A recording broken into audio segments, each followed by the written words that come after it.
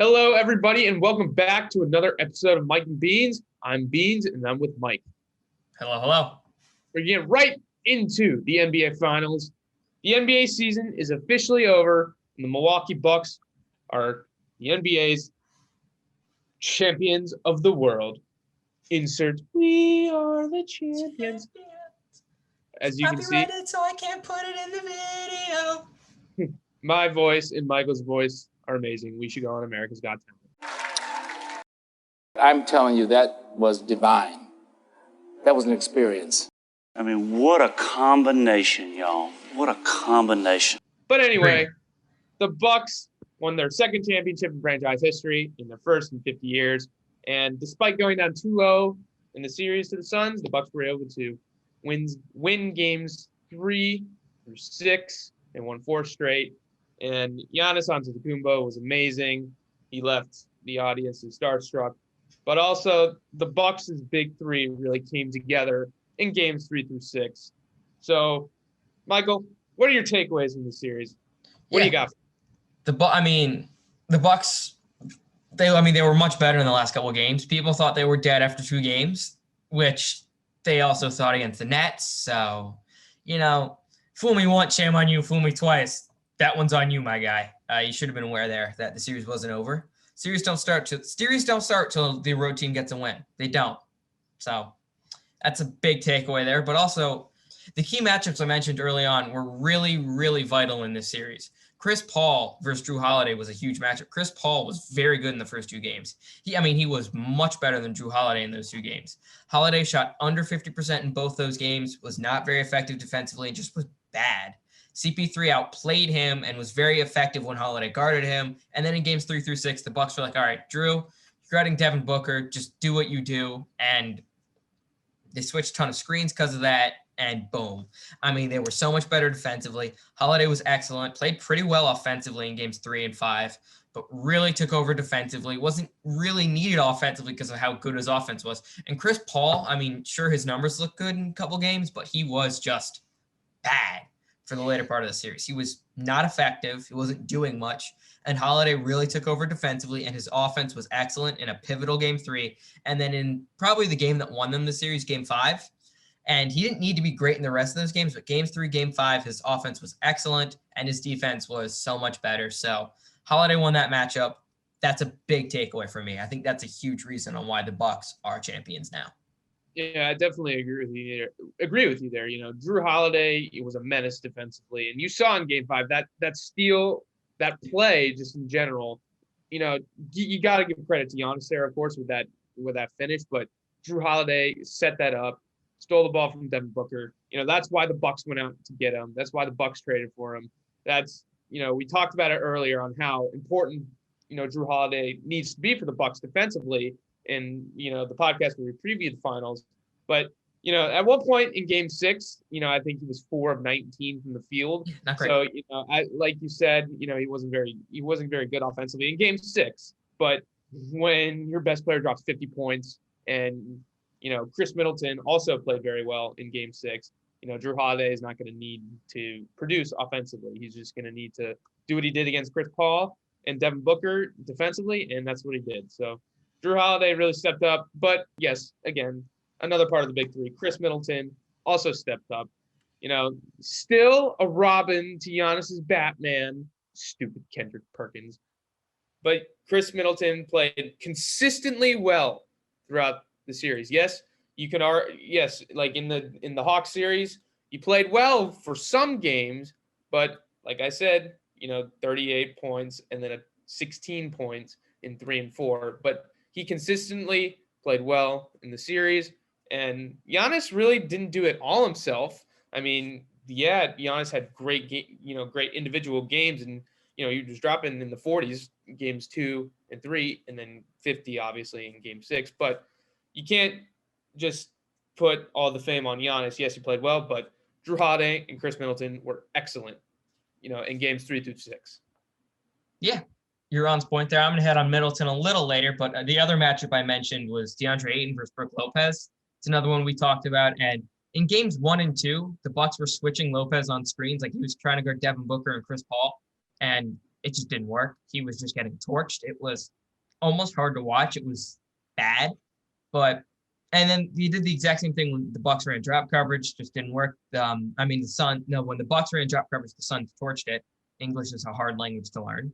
But later on in the series, he really stayed home a ton. The Bucks were doing a lot more with the guards defensively, and Bobby Portis played a lot more, and he was much better than Brook Lopez in these games. He really showed out, and he was hitting tough shots. They were able to switch him defensively, and it really rendered this matchup like neutral, because when early on, Ayton was killing Lopez. Ayton was really effective in game one on both ends of the floor, but later in the series, he had his moments offensively, but defensively, he was just getting torched because they tried to put him on Giannis, and as you can see, when Giannis was lifting that Finals MVP trophy, didn't work. Really didn't work. He played well offensively, but just not enough. The Bucks drove at DeAndre Ayton. They really exposed DeAndre Ayton in a spot where I thought Brook Lopez was going to get exposed. So that was a massive win for the Bucks here. You could see in Game 6 that Giannis was really getting whatever he wanted in the paint. He may not like hit the field goal, but he'd get fouled, and it was surprising for all of us in Game 6 to see that he did that. He had such like good success. A great success. At the line in Game 6. I think it was 15 through 16, 15 through 16. Oh yeah, he was missing. But great players have to step up in the big moment, and that's what Giannis did. Simple as that. So good for Giannis. I'm not going to say that Giannis inserted himself as one of like the greatest players, ever. He's got a long career ahead of him, but this is a good start. The two MVPs were a good starting point, but this is another, great stat for the resume. But it definitely, I don't think it inserted him into the Hall of Fame unless you think differently, Michael. The Basketball Hall of Fame is really easy to get into is the thing. Okay, it's really easy to get into. They allow everybody. Just because it's not the NBA Hall of Fame, it's the Basketball Hall of Fame. A lot of guys get in. So, it could have probably put him in the Hall of Fame, frankly. I think the only MVP who might miss the Hall of Fame is Derrick Rose just because of his injuries. But Bill Walton won MVP. Then he got hurt. Then he went to the Celtics, 6th man of the year, won a finals with them. And that really put him into the Hall of Fame. So I think those are the two resumes you're going to compare, Giannis to Bill Walton, if you really want to say, does it put him in the Hall of Fame now? And probably does, frankly, just because Basketball Hall of Fame is really easy to get into. And Giannis is that good at this point. Yeah, well, everyone's been loving Giannis. Such a good guy. Such good for the NBA community. And we're all really happy for him. Now, let's talk about Chris Paul for a minute. Chris Paul's got a big decision to make this summer. I think he's swaying towards staying with the Suns, but his first finals, like you said, in games 1 and 2, he played very well. But in games 3 through 6, he wasn't the best. And, that was very big for the Suns. And, everyone was hoping for Chris Paul to win his first title, with all the playoffs he's been to. But, he came up short again. He came up short a lot with the Clippers and came up short with the Rockets. Now, if you're CP3, I think you should stay with the Suns. That Devin Booker and DeAndre Ayton, that big three, can only get better from here. But reports are saying that the Lakers are interested in a veteran point guard. And so if you're Chris Paul, what are you doing here? Do you think you should stay, or do you think you should go play with LeBron? Well, you listen to all the offers, obviously. If the Lakers are going to pay you a ton of money, you go, shit, I'll play with LeBron. I'll take my money. I'll take my bag. But if it's equal, we'll say I'd probably stay. You had success with this team. You beat LeBron. You don't need to join him. And you don't know how well you would do on that team. It's hard to play on a LeBron team. A lot of people like to talk about, LeBron's teammates are terrible, but he really makes them one-dimensional. On a LeBron team, you essentially have to be a shooter or nothing as a guard. So I don't know if it's the best basketball situation. I think Chris Paul could make it work. He's a great player. But I think you work well with this team. You just didn't play your best in the last couple of games. You played really well for the course of the playoffs. I think you stay. Also, they said they would take Russell Westbrook. Take him. You can take him. Take him. That would be a disaster for the Lakers, and it would be better for the Wizards. So you can take him. We'll take draft picks in return, and we'll call it a day. Take him. Well, yes. Michael is a very big Russell Westbrook hater. I mean, I really didn't like Westbrook on the Wizards either, but I would consider myself a hater. but the Wizards have a new coach. Scott Brooks was not the best coach either. I consider So, myself a realist when it comes to Westbrook. I was right the whole time. I still am right because he wasn't great. And when he was good, I'm like, yeah, he was a good player. He played well. He had good stats. He's a numbers guy. That's who he is. Is he really a winner? No, he's a numbers guy. He's a guy, I'm going to get mine. If it helps out the team, good. And if it doesn't, I'm still going to get mine. So that's who he is. I think I'm a realist. I've always been correct about him. Real is real. When he's good, I'll give him credit. When he's bad, I'll be on his head. Well, this NBA offseason is going to be very interesting to see how it pans out. Will we see some snakes? We hope we don't see, any more Kevin Durant's. But we'll see what Chris Paul does, and we'll see what the other free agents do. So NBA offseason, always interesting. So we're going to move on to some more basketball, but the Olympics start this week. Actually, they started this week. The Olympics, or some Olympic sports, began, earlier this week, but the opening ceremonies are tomorrow. But the U.S. women's soccer team actually already lost to Sweden 3-0. So that was a little surprising. So hopefully the U.S. can get it together and get back on track. The opening ceremonies tomorrow, and USA basketball has a very talented roster once again for the Olympics, but they struggled in their exhibition games. They lost to Nigeria and Australia, but then they handled Argentina and Spain.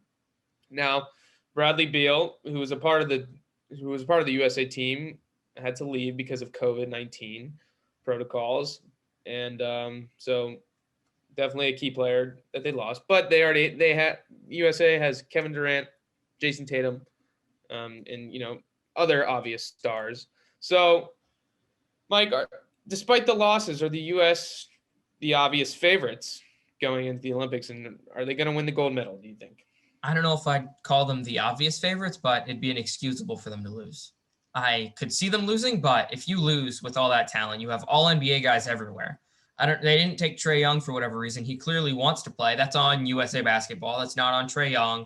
It's not on anybody else. And the talent gap, sure, it's shrunk, but we still have the best talent, and it's not particularly close. It's just that simple. Damian Lillard, Kevin Durant, Jason Tatum, who was not good in the exhibitions, to be clear. He was terrible.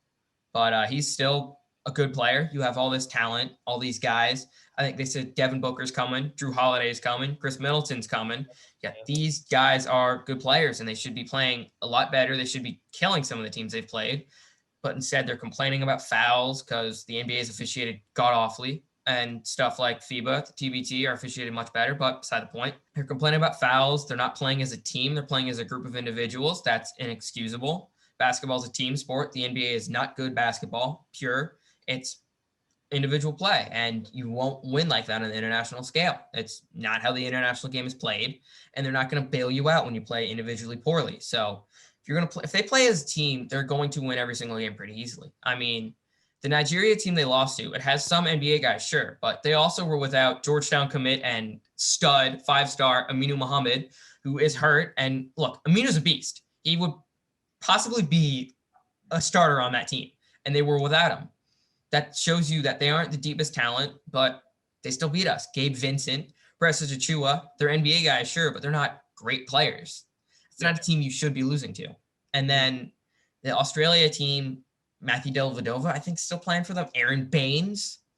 Ben Simmons isn't there. Matisse Thybulle. Joe Ingles is there. Joe Ingles. Yeah, none of these guys I should be like, but we have Jason Tatum, Kevin Durant. You winning? Are they really winning? I mean, the game against Australia, again, these are teams you should be beating. You are more talented than. You're just not playing as a team. It's that simple. It's inexcusable for them to be losing. USA should run through it, but I don't know if they do. It's an indictment on the NBA game if the team loses, though. I'll tell you that much. Clear indictment on it. All right. Well, it'll be. I hope the U.S. dominates, and they really should.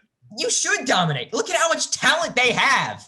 Yeah. I mean, these teams are lucky to have 3 NBA guys. Our team is all NBA players. I mean, it's so easy for them to win. It should be so easy. You are so much more talented. Just play as a team and win games that you should win. It's not hard. Just win. We have the best player in the world in Kevin Durant on our team.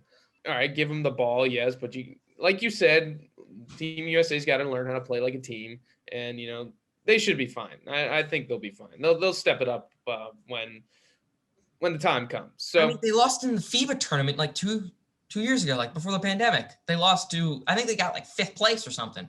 Throw up the graphic to correct myself, but they lost to Australia, they lost to Croatia. It's like, come on.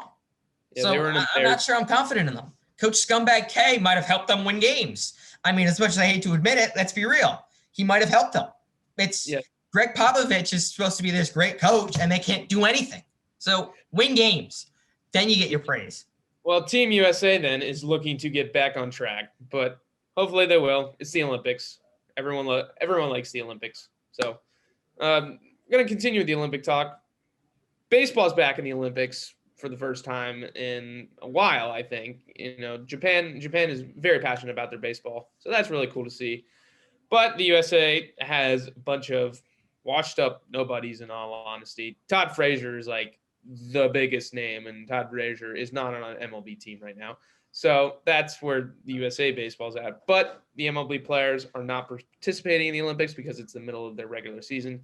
So, yeah, we'll see some talent in the Olympics, but we won't see, I don't think, the star-studded talent that, the Dominican Republic usually brings, and the Latin American countries, and, even the U.S., even what the U.S. brings. But I don't know what Japan may have their very, very good players in the Japanese league. They might come, and they honestly, they could probably dominate if that's the case.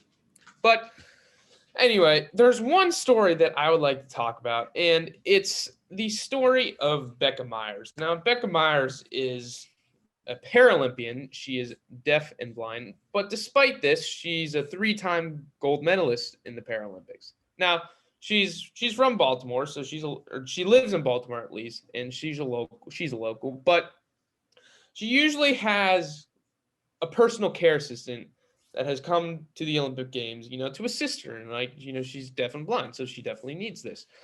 But the Olympic Committee, and before I talk about the Olympic Committee, usually her personal care assistant is her mom, and her mom has been in the Olympics with her already.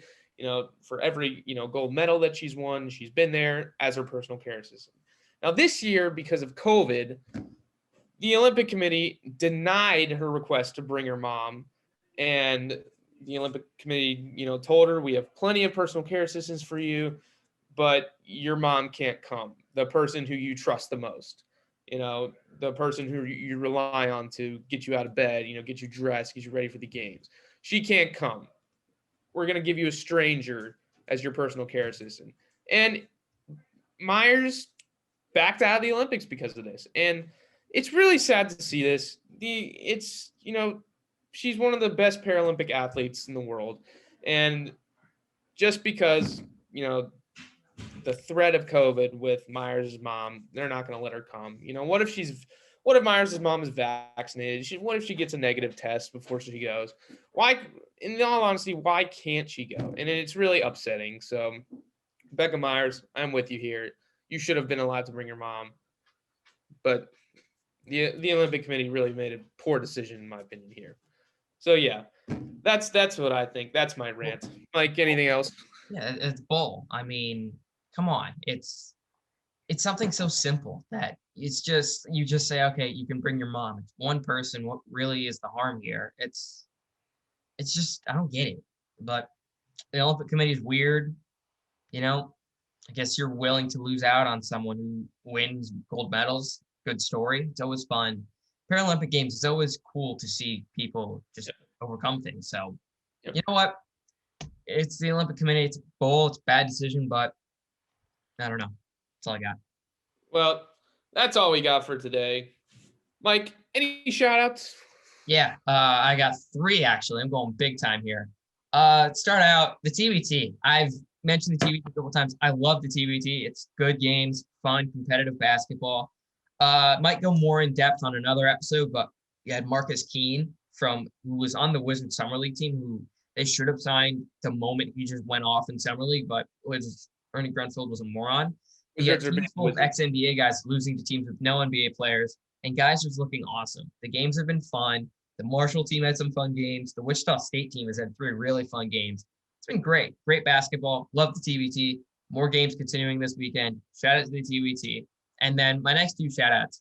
The big boys. 2 big boys deserving of shout outs. One, an American hero. A man who won the U.S. a gold medal in the FIBA Under-19 games. Kenneth Lofton of Oh, Louisiana. yeah. You got a guy, the only guy going to a really small school, balling out, big boy. You're looking, Chet Holmgren, you have, Jaden Ivey, you got all these great players. They were playing second fiddle to the big boy, the man amongst boys, Kenneth Lofton, dominated that France team, got the USA a crucial win in the 4th quarter against an excellent prospect France has in Victor Wembanyama, however you pronounce it.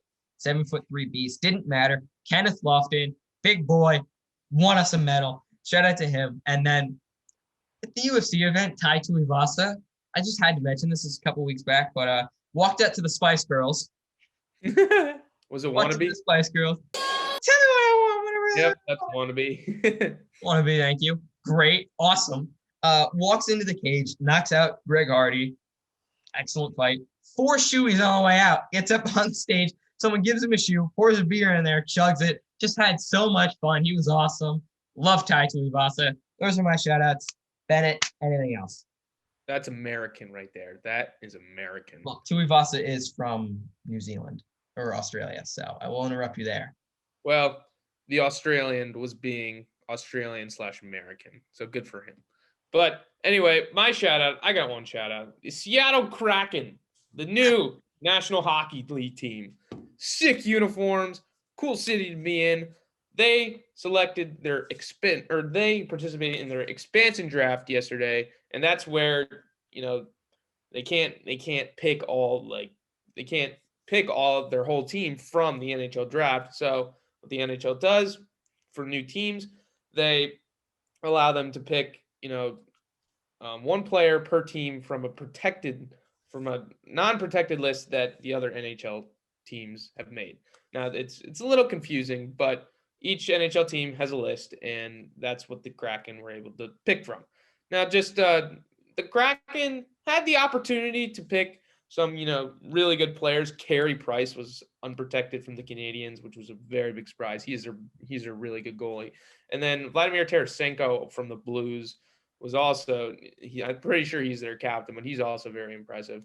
But both of them had, I think, not the best contracts, so the Kraken didn't go for it. But the players there were 4 players, 4 standouts to me they picked was Mark Giordano, captain of the Flames, Brandon Tanev on the Penguins. As much as I hate the Penguins, I will give it. Tanev is pretty good. Vince Dunn from the Blues, he's pretty good. And then Yanni Gourdeau. Honestly, he may be the best player from this. But Yanni Gourdeau from the Lightning, really impressive. So I don't think the Kraken will do, or, the Kraken probably won't have as much success as the Golden Knights had. The Golden Knights in their first year made the Cup final. I don't think that's going to happen, but we'll see what happens. The Kraken pick their rookie tonight, so that'll be interesting to see. But that's all we got for today. We'll be back sometimes next week. Thank you all for joining us. Mike, it was a pleasure. Pleasure as well. Peace out, people.